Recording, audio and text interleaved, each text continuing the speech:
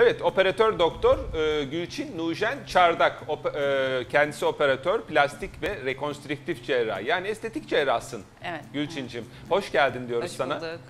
Sağ olun. Hoş geldiniz tekrar. Hoş bulduk, Benim sağ soracak olun. bir sürü sorum var tabii Evet. ki. Meme estetiğini daha çok tercih etmelerinin sebebi, kadınlardan bahsediyoruz tabii Tabii. ki.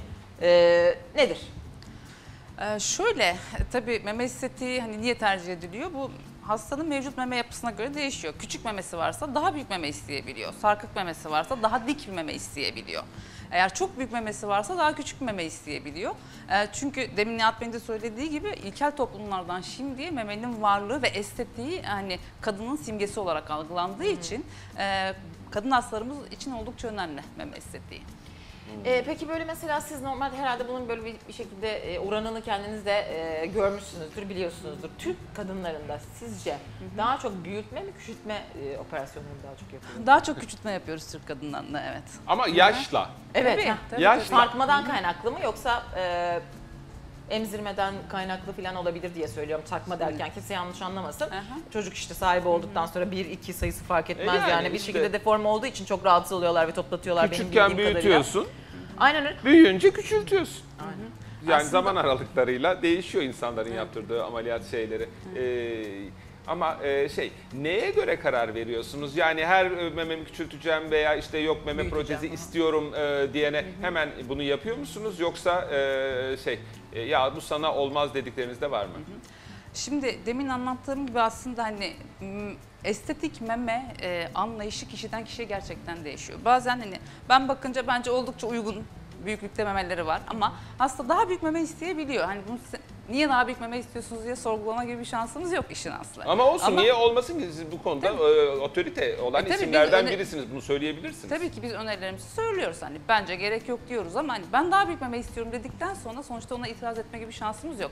Tabii bazı sınırlarımız var. Nasıl sınırlarımız var? Bir kere bir yaş sınırımız var. Yani 18 yaşın altına tıbbi gerekliliği olmayan hiçbir ameliyat yapmadığımız gibi meme estetiğini de yapmıyoruz tabii ki. Mesela 17 yaşında bir kız çocuğu gelip ben memelerimi büyütmek istiyorum dediğinde Buna yok.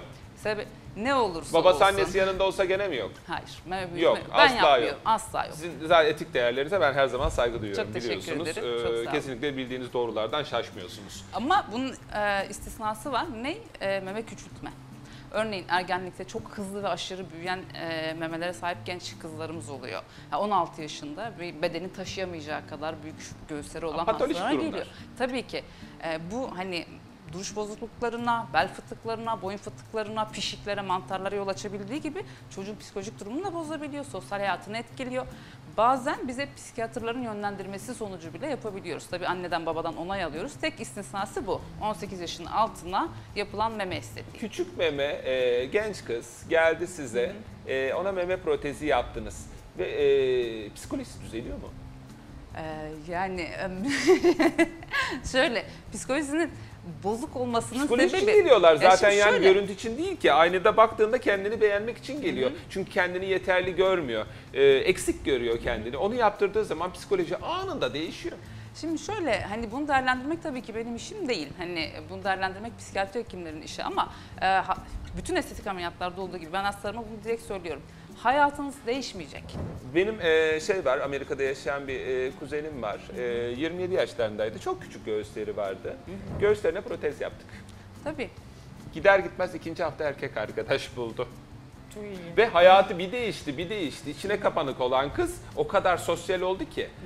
Ya hayat fışkırıyor böyle içinden. Az önceki size o soruyu onun için sordum. Çünkü canlı örnek yaşadım ben. Evet, evet.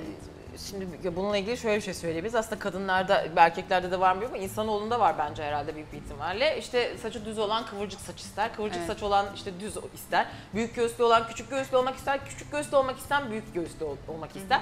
Yani bana da baksan mesela benim çevremde de pek çok arkadaşım da benimle aynı fikirde. Ne kadar derin göğüs dekoltesi giyebilirseniz o kadar güzel gözüküyor bence göğüs kısmı.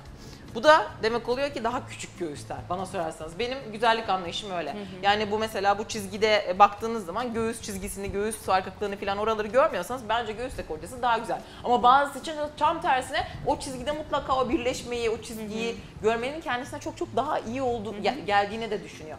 Ama şöyle bir şey söyleyeceğim. Benim başıma gelmedi ama bir arkadaşımın başına geldi diye anlatayım bu hikayeyi. Doktora gitmiş. Göğsümden memnun değilim diyerek. Hikayenin tamamını da şöyle şu şekilde anlatayım. Kendisine mevcut olan göğsünün boşalması sebebiyle, üst tarafının, üst kısmının boşalması sebebiyle bir şekilde toparlanmasını isteyerek gidiyor. Ve ameliyat konusunda hemfikir oluyorlar. O zaman tabii ki 10 sene önce, belki şu anda değişmiştir. Belki değil, kesinlikle değişmiştir, böyle de söyleyeyim. Kullanılan silikonlar galiba sonradan değiştirilmesi gereken silikonlar mıydı? Bir ömrü olan şeylerdi değil mi? Artık öyle değil. Artık ölene kadar takabiliyorsunuz, taşıyabiliyorsunuz onu Tabii, galiba. yeni nesil. Ameliyattan çıkıyor kız. Ameliyat yapıldıktan sonra konuştukları boyuttan çok daha büyük bir boyutun takıldığını görüyor mesela. Böyle hastalar size geliyor mu? Yani sizden daha önce başka bir doktorun ellediği hastalar geliyor mu? Gelebiliyor ama aslında Onlara sizin ne söylediğinizin tam tersi geliyor. Hani ben bu Küçük protezleri büyütmek istiyorum diye gelirler genelde. Küçültmek istiyorum diye gelen yok. Küçültmek istiyorum Vah, diye vah. gelen yok gerçekten de. Çok ilginç. Çok ilginç, aynen. Bence de ilginç yani. Peki ömür meselesine gelelim. Bu ömür meselesi değişti mi?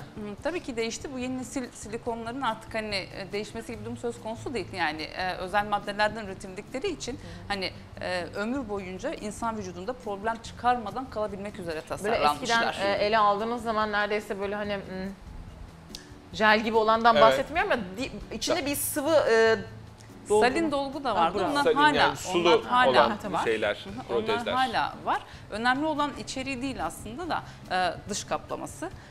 Bu dış kaplaması artık yeni nesil silikonlarda insan sağlığı, insan vücuduyla oldukça uyumlu olduğu için değiştirilmesi gerekmiyor. Çok nadir durumlarda gerekiyor da ne? Bir, dediğim gibi hasta boyut değiştirmek istiyor. Ben daha büyük göğüsler istiyorum diye gelebiliyor. İkincisi kapsül kontraktür dediğimiz bir şey var. Hani meme protezlerinde görülemeyen bir şey.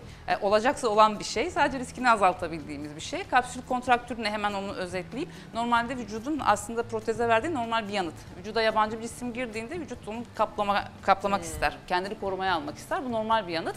Ama bazı durumlarda o kapsül o kadar kalınlaşır ki hem proteze basar, deforme eder, hem de dışarıdan hatları görülmeye başlar. Ve cildi de çekmeye başlar. Bu durumda onun çıkarılması gerekir. İşte böyle iki tane istisnamız var. Peki, bir kapsül kontraktür olduğunda anladım. çıkarıyoruz, bir de boyut değiştirmek için. Evet, her zamanki Doktor Gülçin, Fransızlar gibi bir malı satarken önce Fransızlar şey yaparlar. Olumsuz her şeyini anlatırlar. Şaşar kalırsın, ya malını satmak istemiyor mu adam? Niye bu şeylerden yani. falan? Doktor Gülçin'in de tarzı aynen o. Her şeyleri anlatıyor. Hala istiyorsan öyle yapıyor. Peki doğurmamış kadınlarda daha sonra işte doğum yapmayı, işte emzirmeyi planlıyorlarsa nasıl bir sistem oluyor? Şöyle, silikonun varlığı süt salgısına engel değil. Yani eğer yeterli meme dokunuz ve süt kanalınız varsa... Sonuçta siz silikonu çünkü nereye yerleştiriyorsunuz? Arka tarafa yerleştiriyorsunuz, ön tarafa değil. Meme başının hemen arkasına değil. Birden fazla yere yerleştirebiliyoruz. Bir, meme dokusunun altına yerleştirebiliyoruz, demin anlattığınız gibi. Bu durumda süt kanallarıyla direkt bağlantısı oluyor mu? Oluyor.